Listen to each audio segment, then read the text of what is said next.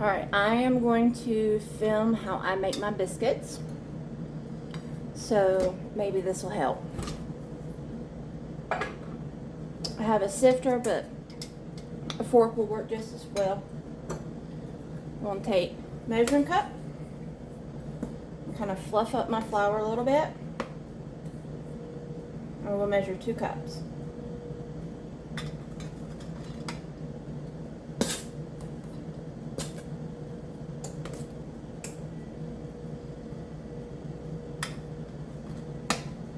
And I have my oven preheating to 425.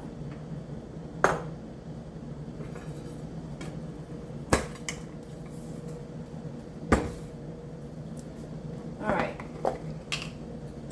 Baking powder, 1 tablespoon.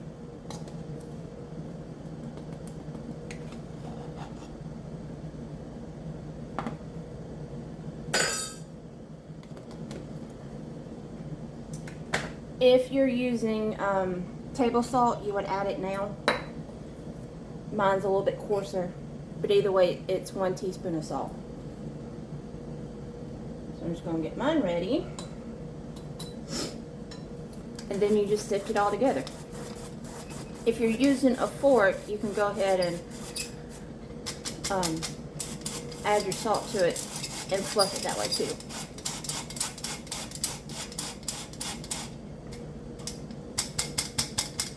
Alright, what you're doing is you're sifting out any lumps. See that lump right there? We don't want that. Okay. Grab me a fork.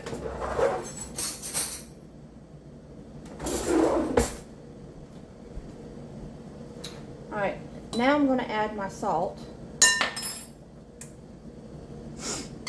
And I'm going to mix that in.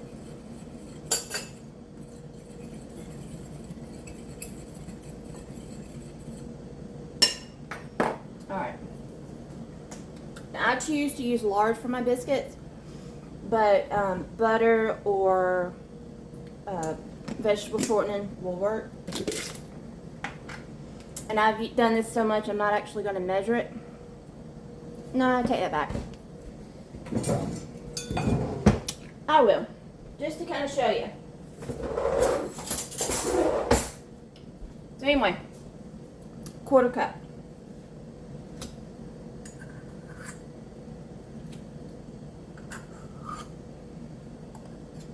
So you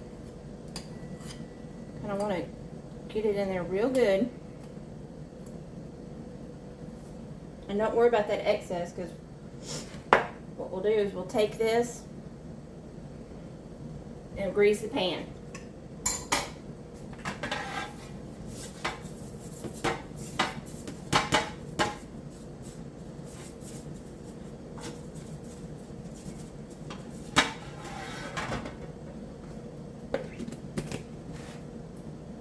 All right. 1/4 cup.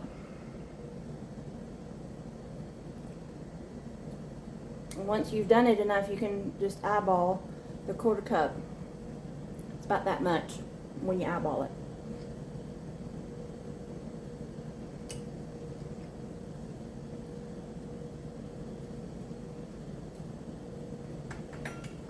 Add some more.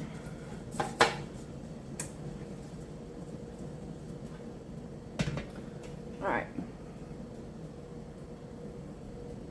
Hang on. Okay, let me wash my hands.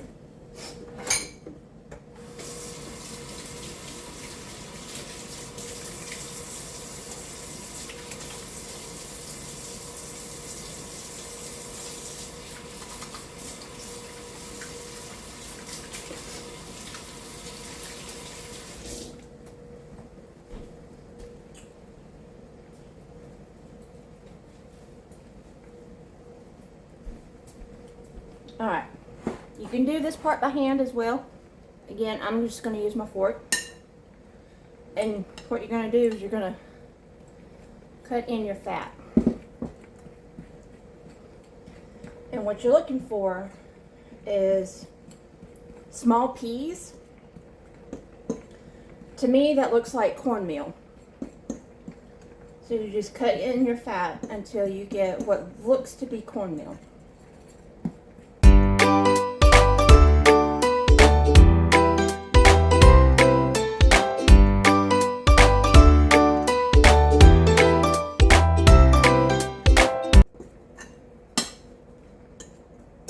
See, it's looking a little bit like cornmeal.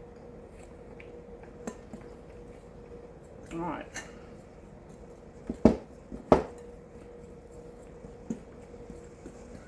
In the meantime, I've kept my buttermilk in the refrigerator so it can stay cold. So now I'm going to get it out and I'm going to measure 1 cup.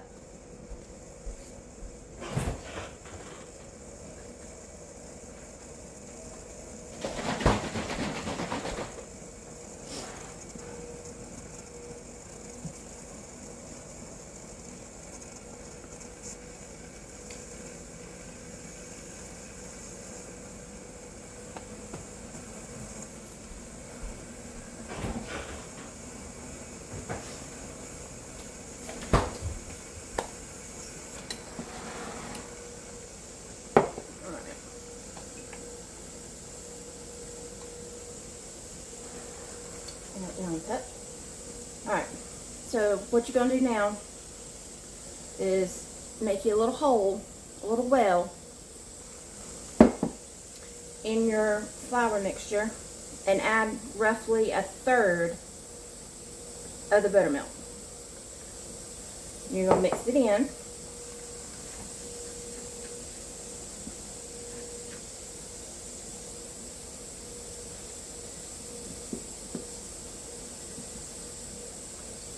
You're going to add about another 1/3. Mix that in.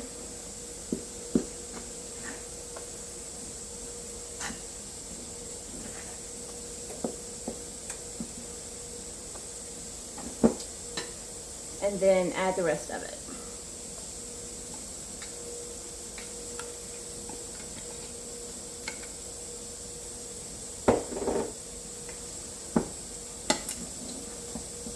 And you're going to mix it in, and you're still going to have some dough clumps at the bottom. That's okay. At this point, you can choose to leave it in the bowl and work it up into a dough, or you can do what I'm about to do. Is I'm going to put some flour on my countertop. Make sure your countertop is clean.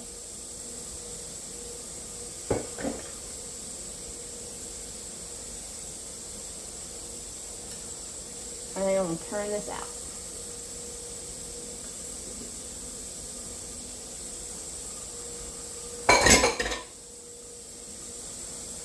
Now, I'm going to sort of start kneading it a little bit like a piece of bread, like you would for bread dough.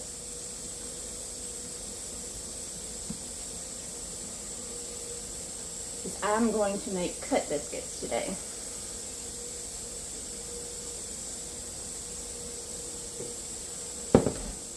You may need to add flour.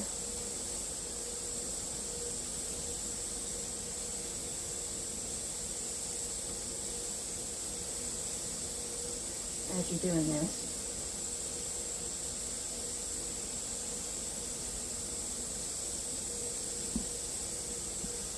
Not a lot of flour, just enough to help it not stick to you.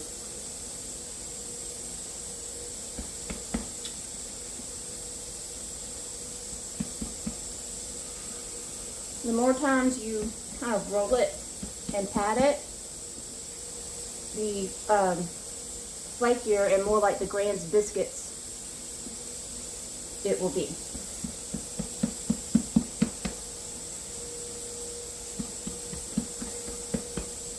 Let's see, enough for me. Alright.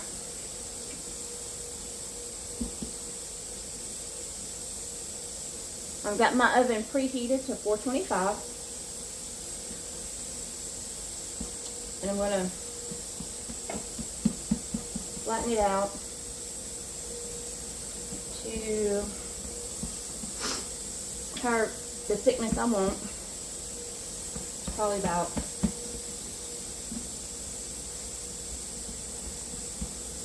I don't know, inch or so.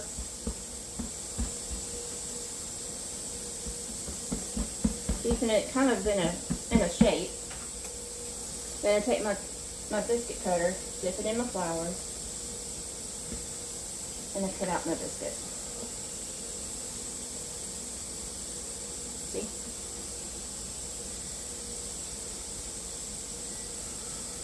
And I just keep cutting out biscuits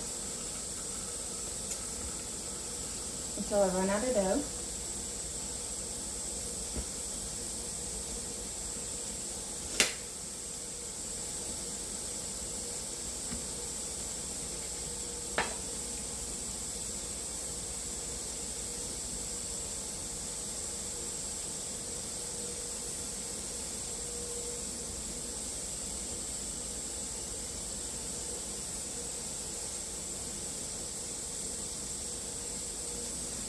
And I'll pull my scraps together.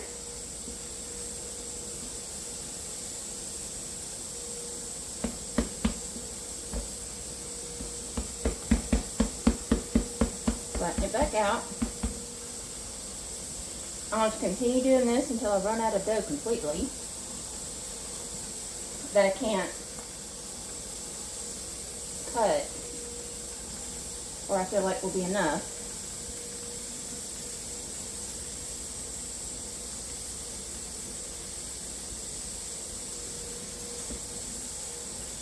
Which today is 6 biscuits. So I'm going to take the scrap that's left, I'm going to cut it in half, or pull it in half, and just roll them out.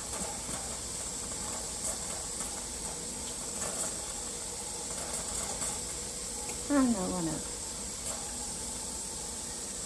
Pressure cooker's screaming at me, so get going. Just like that. Wash my hands again, because I don't want to get flour everywhere.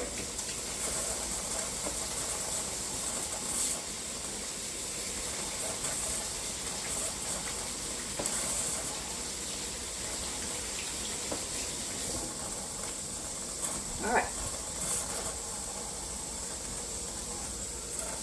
Pan of biscuits going in the oven, 425.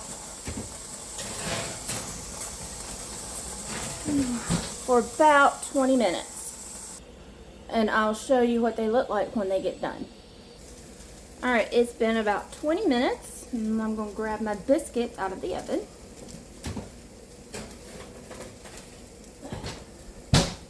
And there's what they look like. Nice and brown. That's what you're wanting. On the bottom as well.